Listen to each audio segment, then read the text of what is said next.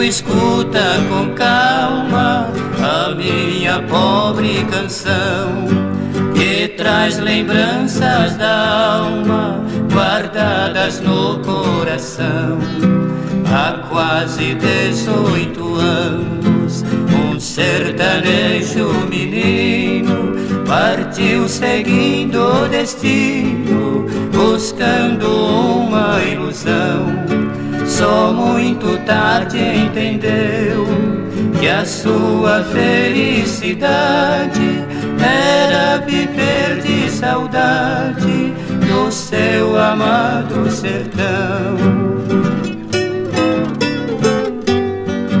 Marcado pela tristeza, desesperado e aflito, fez versos à natureza e aquele solo bendito, as matas, campos e lagos, encantos de uma terra. Citou o alto da serra, o amanhecer mais bonito, o astro-rei majestoso, pela manhã colorida, pintando o quadro da vida na tela do infinito.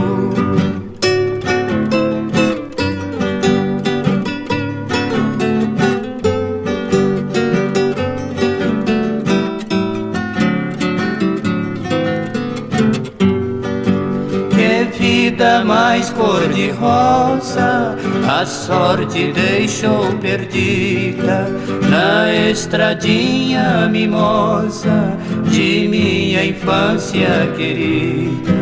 Porque sou eu o caboclo que por missão ou vaidade deixou a felicidade na terra nunca esquecida.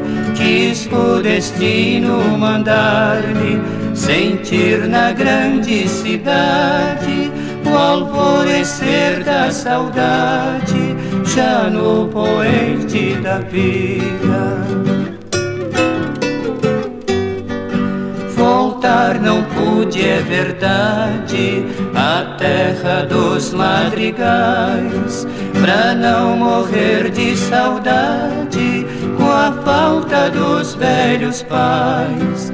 E hoje um tanto ao quebrado pelas agruras da sorte, espero antes da morte, nos meus instantes finais, que Deus permita que eu sonhe com aqueles campos de flores da terra dos meus amores, que não verei nunca mais.